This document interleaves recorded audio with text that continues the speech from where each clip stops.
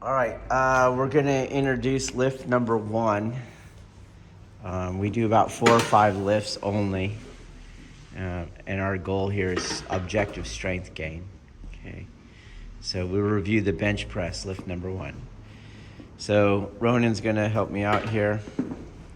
You guys can come around so you can see everything.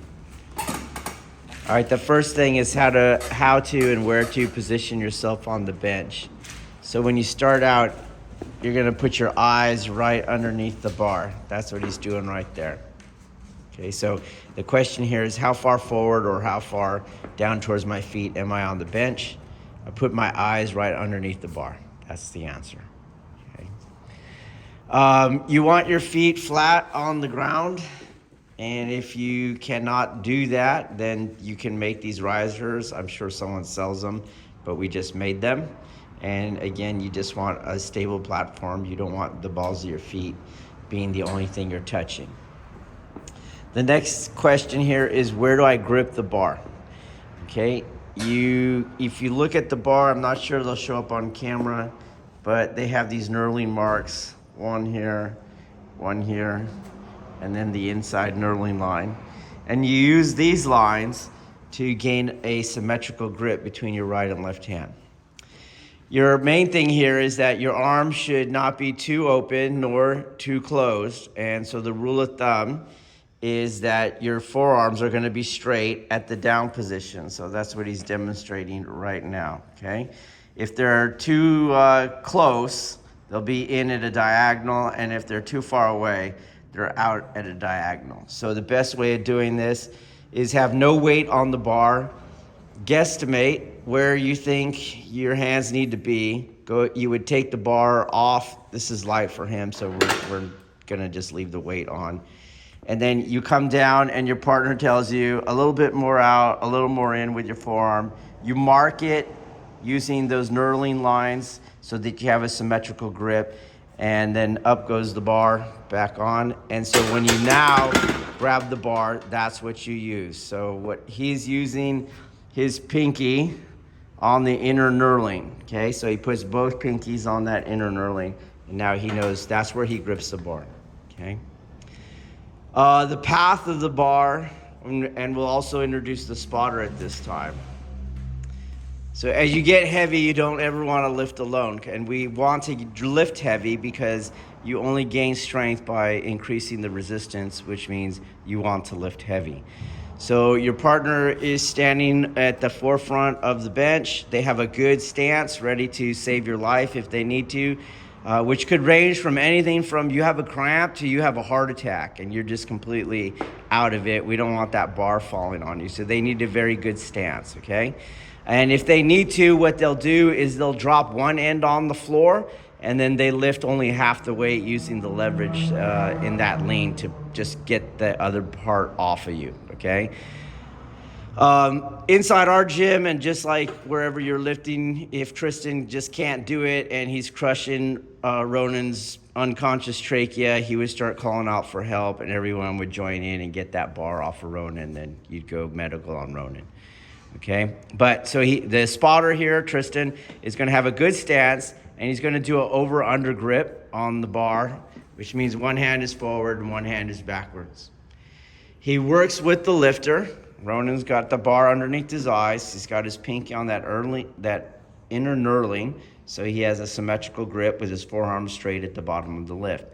Okay, Ronan will count 1, 2, 3. On 3, Tristan will help him bring the bar to Ronan's nipple line.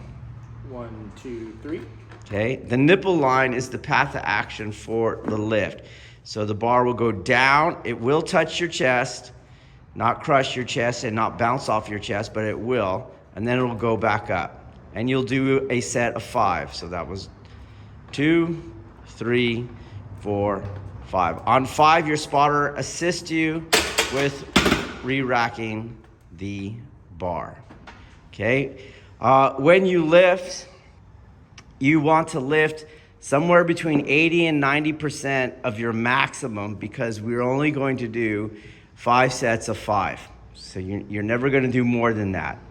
Okay, so just give you an example. Ronan, what do you want to lift for your 80%? Let's do 80, 90. 225s, 2 plates.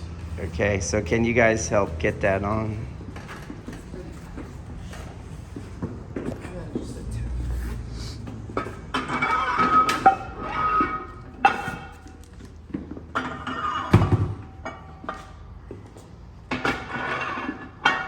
Let's do both of them, actually. Okay. So Tristan, dude, what's that math, right? 245. Okay, so he's lifting 245, and if you're like, what is 80%? Well, 80% is like number 5 at set 1. You make it, but you know it's hard. Number 4 and 5 at set 5, like you're barely making it, but you make it. If you need your spotter, you're going to call out spot. And when you say spot, they will help you with 2 fingers, okay? So we're gonna demonstrate, we're gonna feign that Ronan is on set 5, a rep 4, and he just can't get the bar up, okay?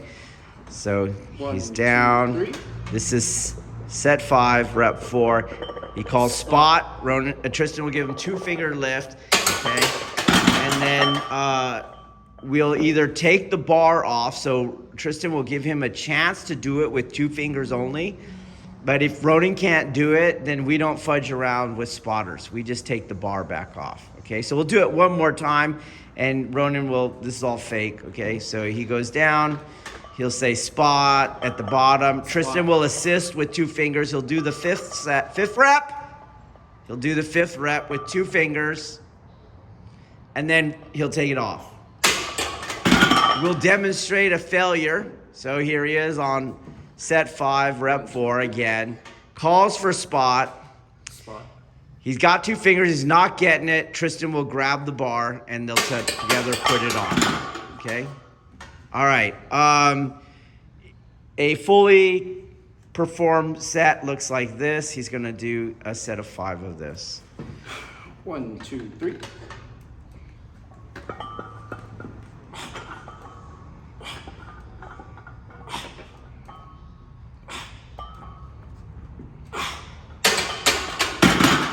Okay, so as you can see, around 5, even on set, what this might be like set 2, he's working to get it up there. That's your 80 to 90%, okay?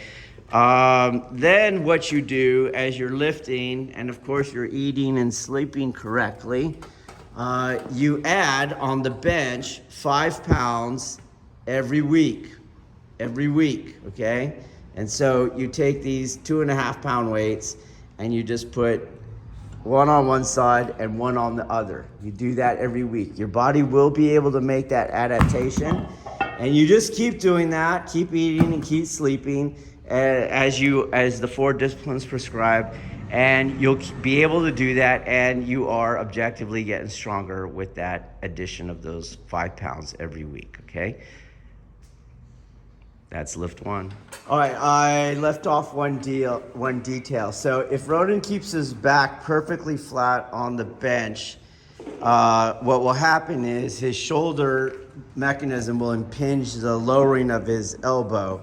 It kind of gets locked in there. So if you look, his hand level would have the bar not touching his chest. So what you have to do is take away that shoulder impingement by kind of arching your back like you see him doing, and he'll bring his shoulder blades together, and now you can see that the bar is low enough to touch his chest. So just to demonstrate, we'll take a little more weight off. Take the 25 off. The incorrect way of doing this is with a flat back. I don't want you to push through the impingement, but just to show how the bar wouldn't be on your chest. It keeps a flat back, and that's where it goes. And usually people just let the weight take it down, but you're impinging your shoulder like that. Come back up, please. So he'll, go ahead, yeah. He's gonna fix his back by bringing his shoulder blades together. You get a kind of arch there in the back. You don't really have to support your back with the bench. A lot of people think that. They're like, oh, I want to support my back. So there's no back involved in this bench, in this lift right now. So you don't have to worry about the fact that not all your back is flat on the bench. You will have a space right here. There's a space under there, okay? All right, so now he freed his shoulder impingement by rolling his shoulder blades back. And he'll do the lift. And now the bar can touch his chest without that tension or causing injury in the shoulder area.